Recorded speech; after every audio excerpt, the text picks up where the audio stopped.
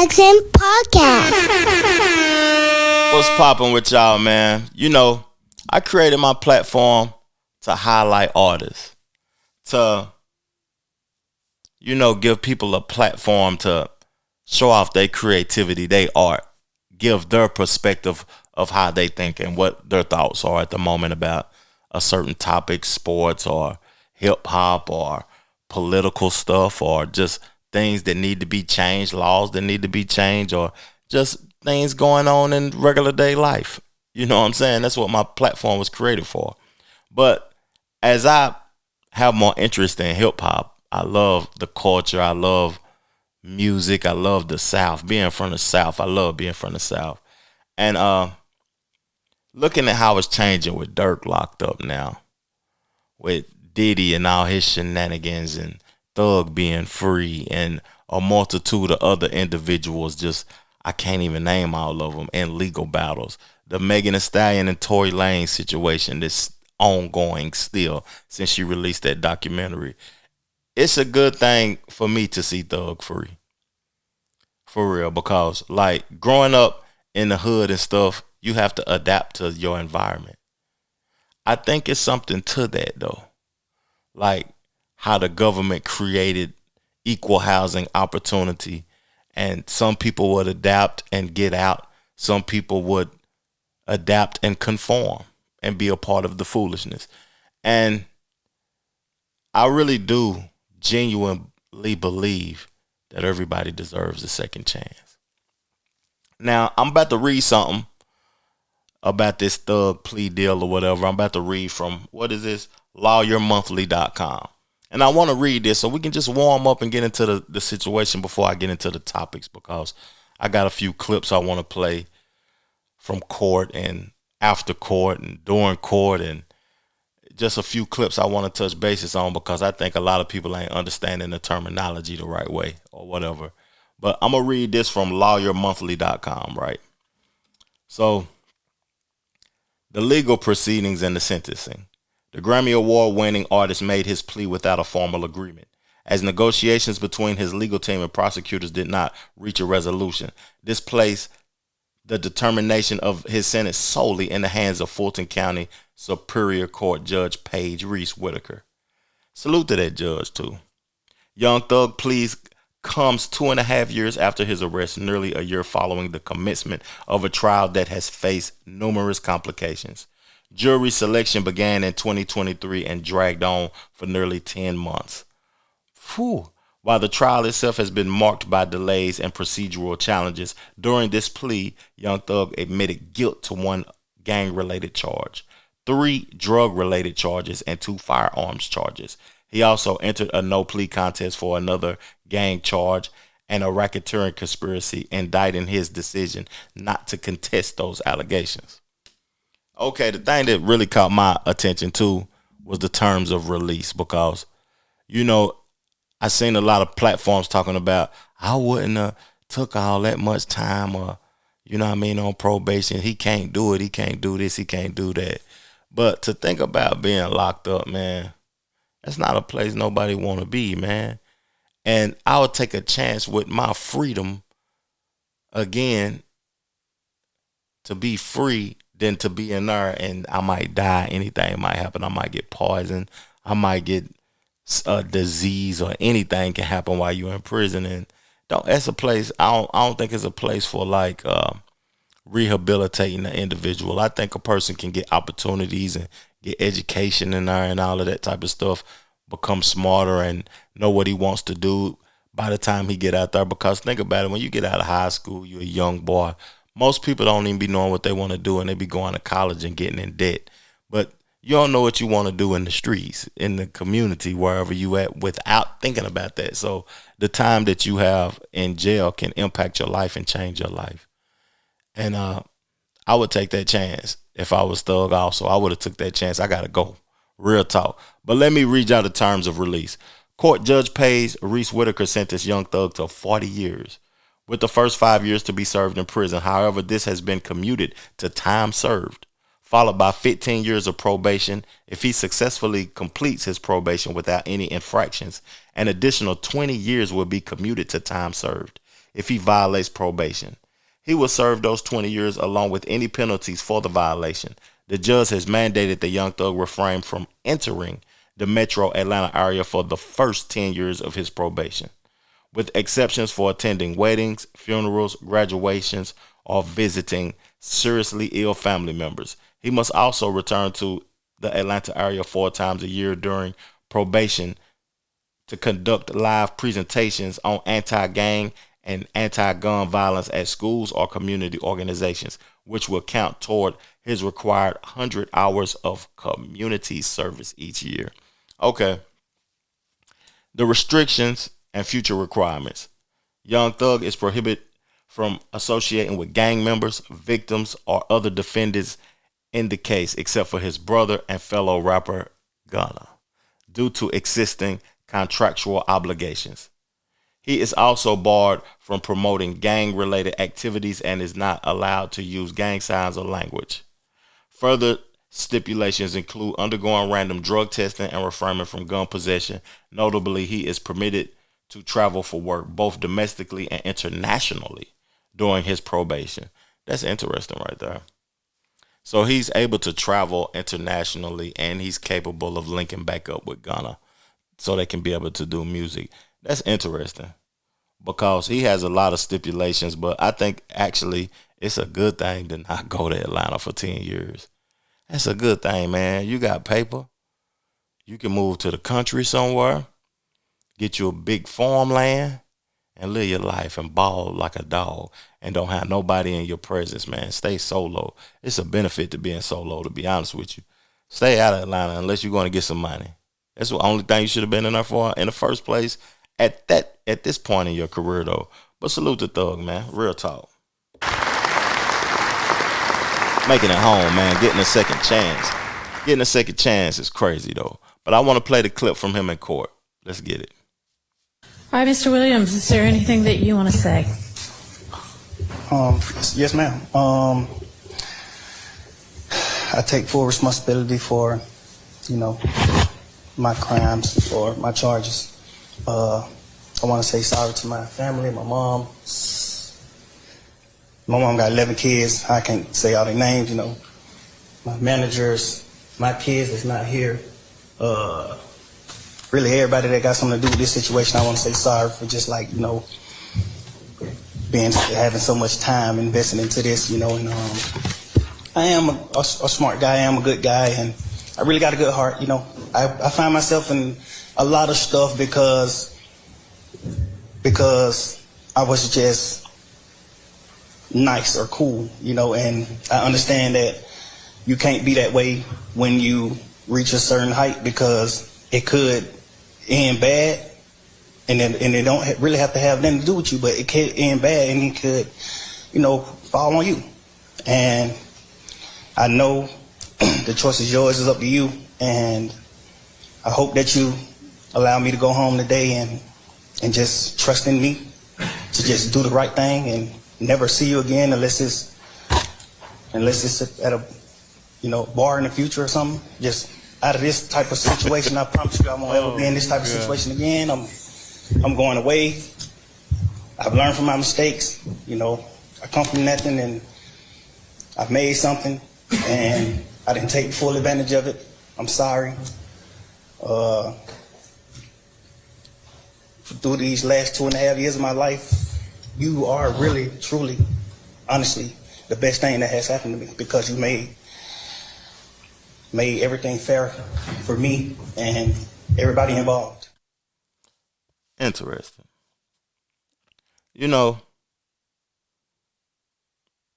Is he more valuable free or locked up?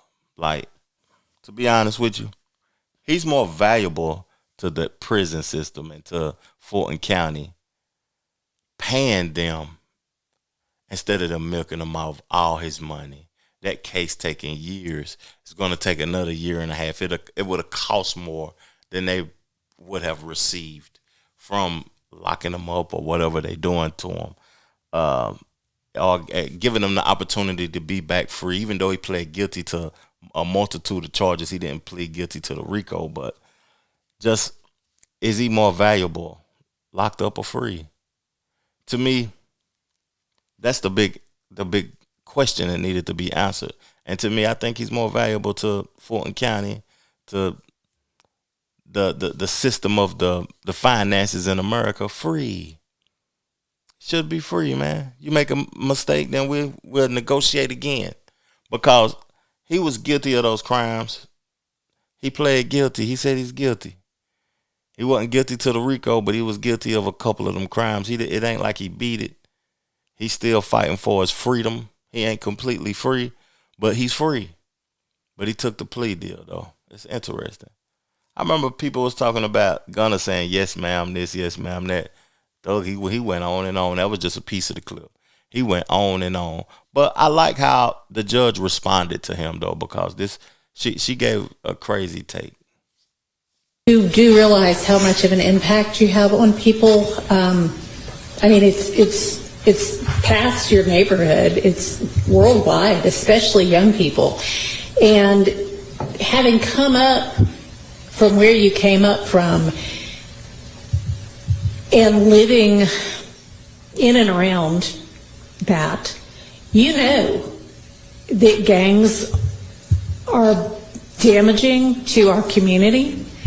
And it may be that a whole lot of rap music and the rap industry is, I mean, honestly, it sounds like a modern day version of kind of WWE wrestling that used to be on television, where people would just get up and posture and act like they hated each other. And it may be that that's a lot of what is going on in the music industry with rap.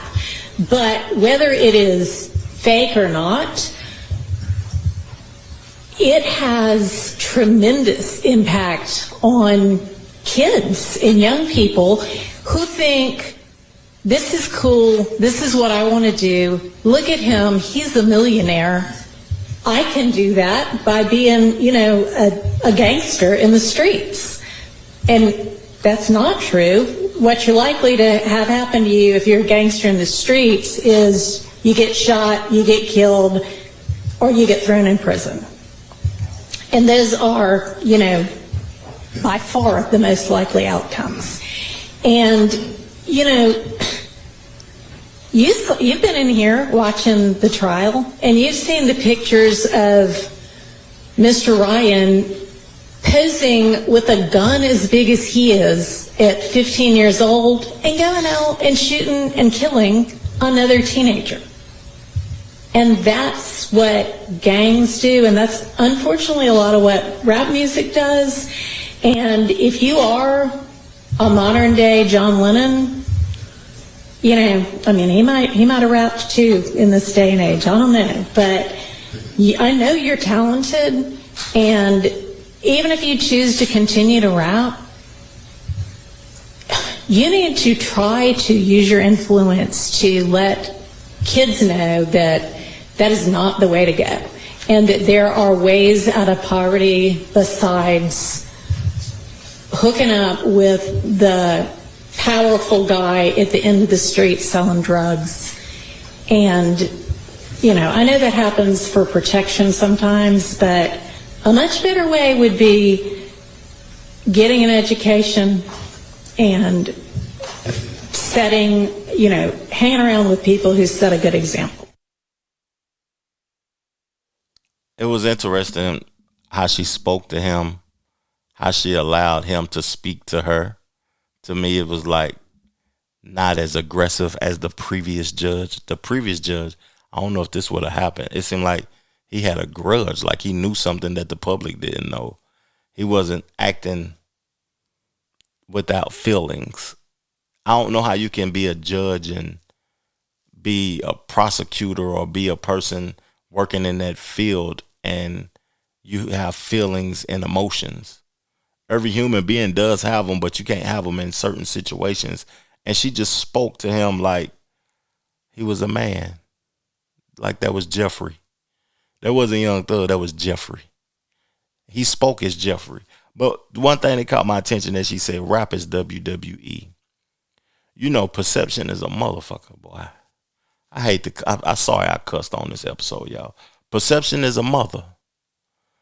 People will follow somebody that they perceive to be successful in the area that they want to be successful in, and they come to find out that that person ain't successful as they thought they was. It was all a perception. They perceived that to be something that it really wasn't. What it was. So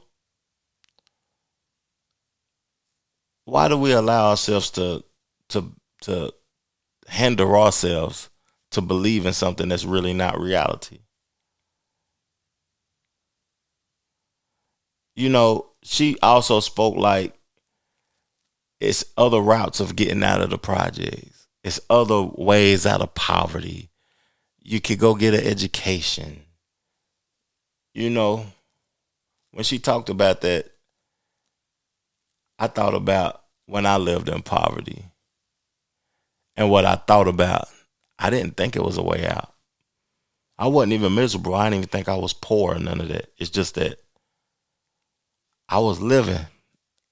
I didn't know that it was a way out. You got to experience life to be able to see something different.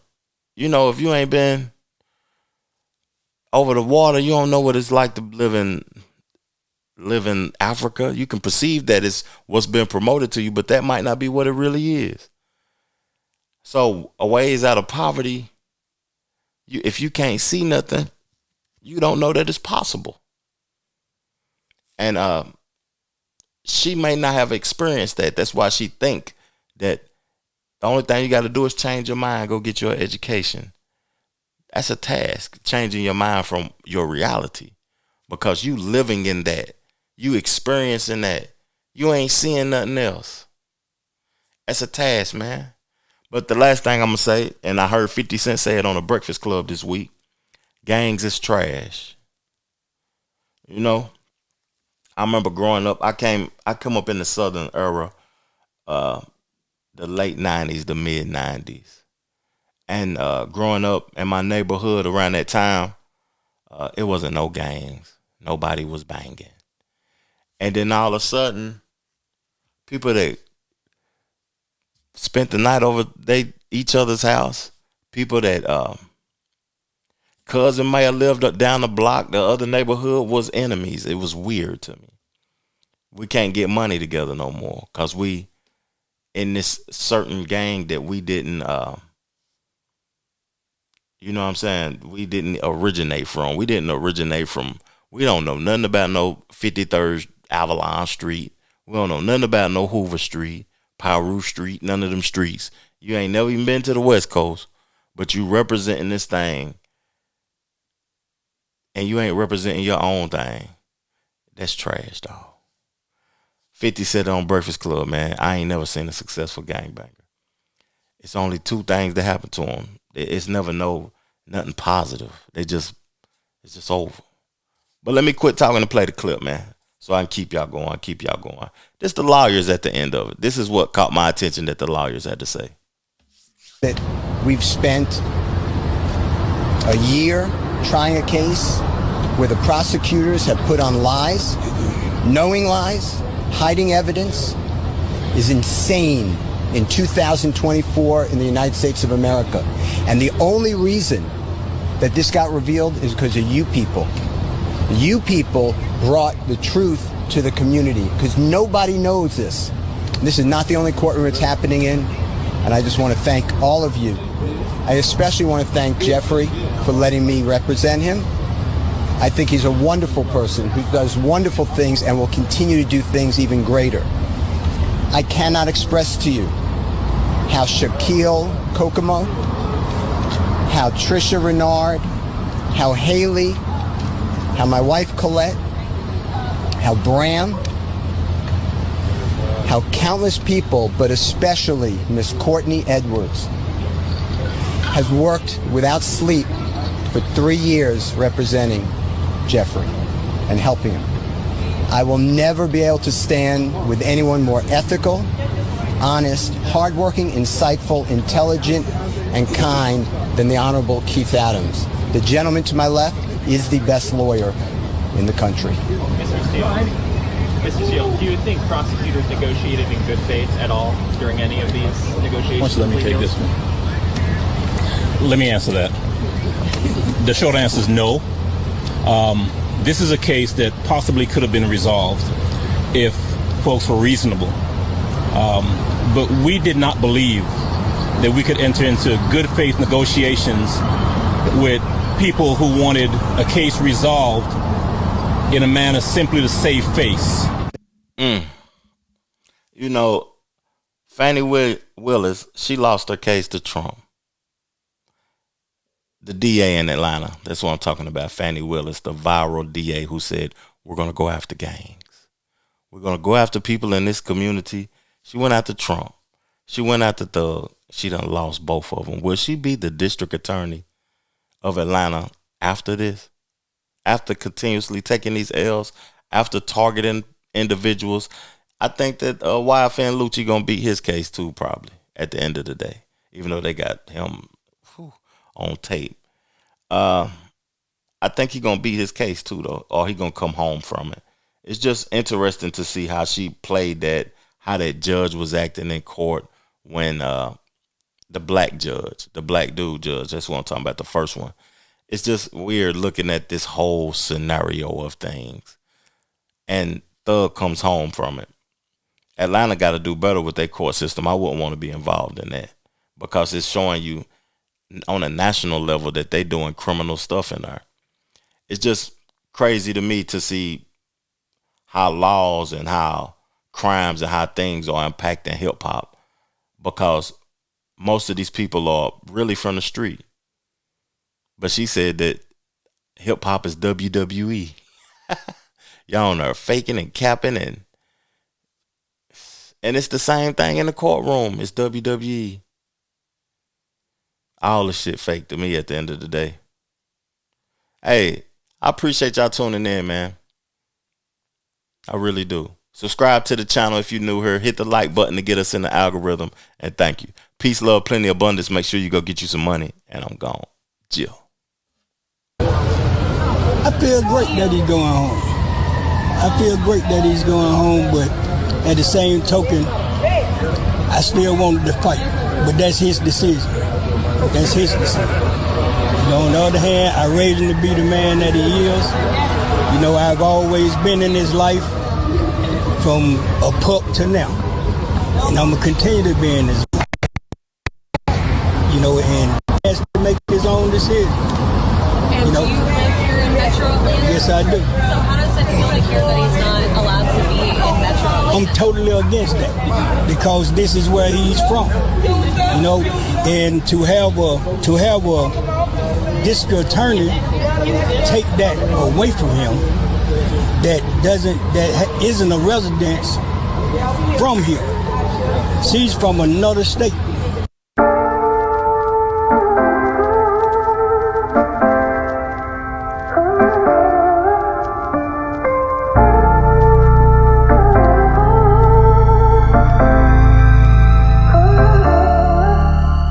The Trevor Jackson Podcast.